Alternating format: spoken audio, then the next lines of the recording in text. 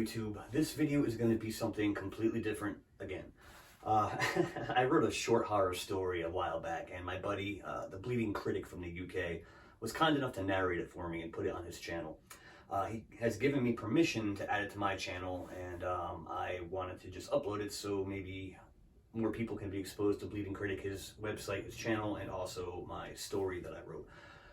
Being that it is the beginning of November, the days are getting earlier, it's cold outside, it's a perfect story to listen to on a cold night, maybe with a bottle of scotch and a fireplace. So, once again, a big thank you to Bleeding Critic for narrating this and for allowing me to use it on my channel. I hope everybody enjoys it. It is something completely different. It is a story based off of my childhood fears and a few of my personal demons thrown in there for the mix. So, without any further ado, this is The Witch at the Window.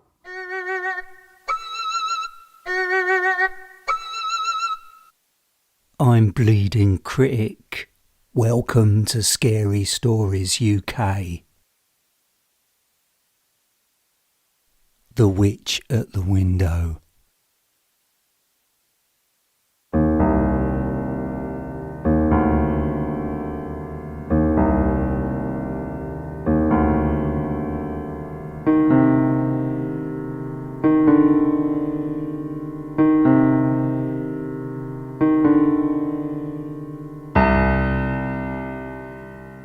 He held the phone in his hand while texting his friend, yet his eyes couldn't concentrate on the screen or the subtle glow coming from the television.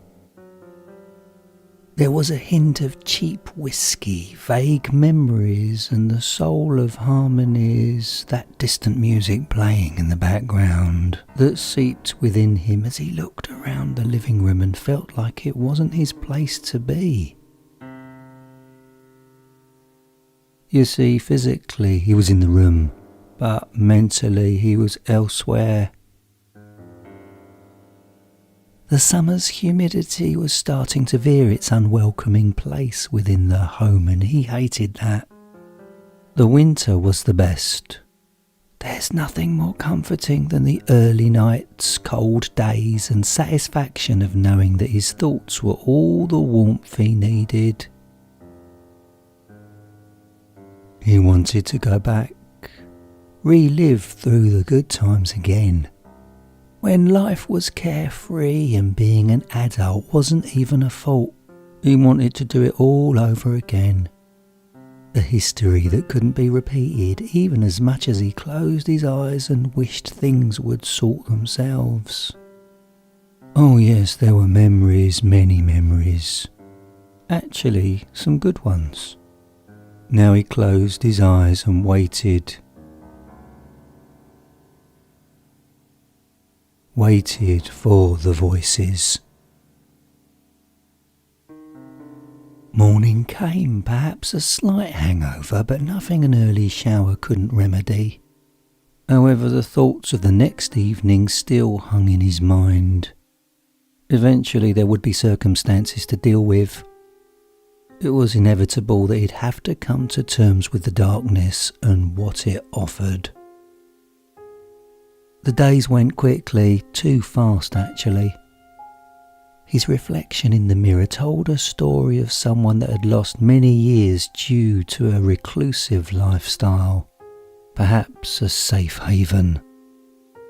Thin lines started to show around his eyes, his hair teased a subtle grey, and there was a hollowness to his facial structure. Some would say it was a rite of passage to growing older, but he thought differently. Regardless, he was exhausted as he stared into his past. He focused on his bright blue eyes. His eyes were always something people would compliment him on throughout the years. Someone once said they were ice blue, and that his eyes could freeze a soul, and that made him force a reminiscent smile. The day passed, the sun slowly started to fall, and the night air became cooler. There was less toxicity in the air. For a short while he was at peace with himself when he began his evening routine of having his old, comfortable couch consume his body. The TV provided a distraction as he once again took to his phone and superficially perused the internet. His eyes grew heavy. The attention faded and he connected his phone to the charger as he laid his head on the pillow. Maybe tonight will be different.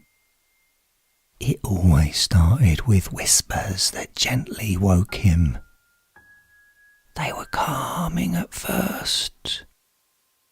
Then they became more hostile once he became a bit more coherent. The voices, always unintelligible, would subtly start with a few, then progressively multiply into a symphony of white noise. They had no dimensional placement, they were only there to cause torment. The louder they became, the more the insinuations of hostility would be directed inside his head and all around the room. At first, this only happened while he slept in his bedroom. He assumed there was a correlation between being too comfortable and vulnerable within that element, but that notion was short-lived though. The truth was that it didn't matter where he rested, they were there waiting. Oh yes, they've always been there.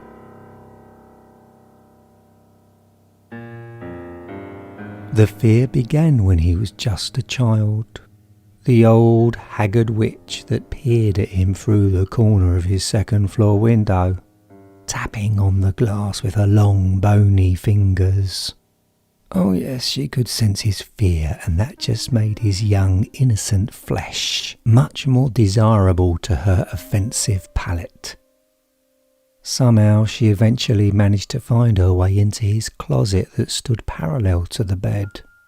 This made things much more disturbing. He could no longer hear her, but she'd send other little messages to make her presence known. One time he awoke to the silhouette of a man dancing around his room. He could barely make the image out, but he knew there was no head attached to the body. As long as the sheets were pulled up to his chin, he would be protected. The witch knew this and patiently waited. Many years had passed since then. His body had grown stronger, his mind matured, and new experiences paved a stretch of security. But the witch was still there, he knew it. His flesh, less appetizing, was still a trophy that needed to be collected.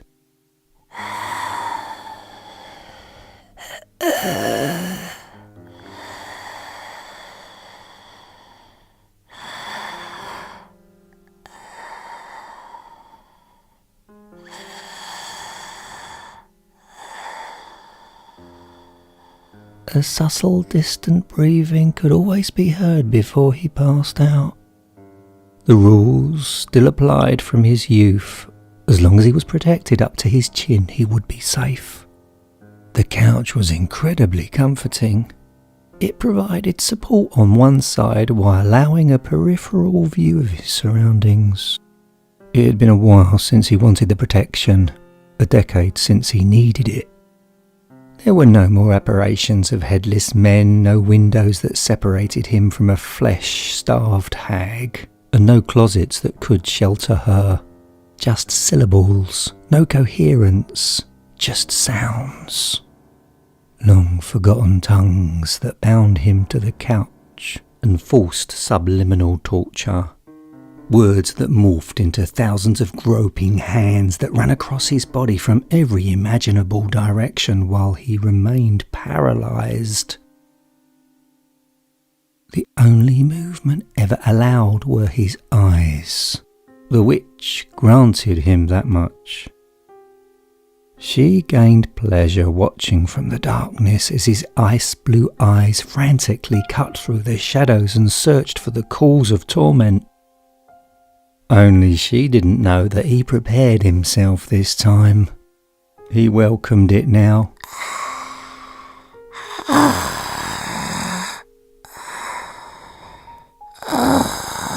The witch's breathing continued. The sheets were lowered away from his face and he smiled as the blue in his eyes faded. There were circumstances. He had enough of hiding and being afraid. His guard was down, and the ugly witch's patience paid off.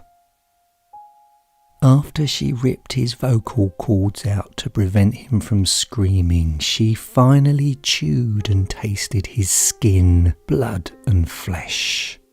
And oh yes, the wait was worth it.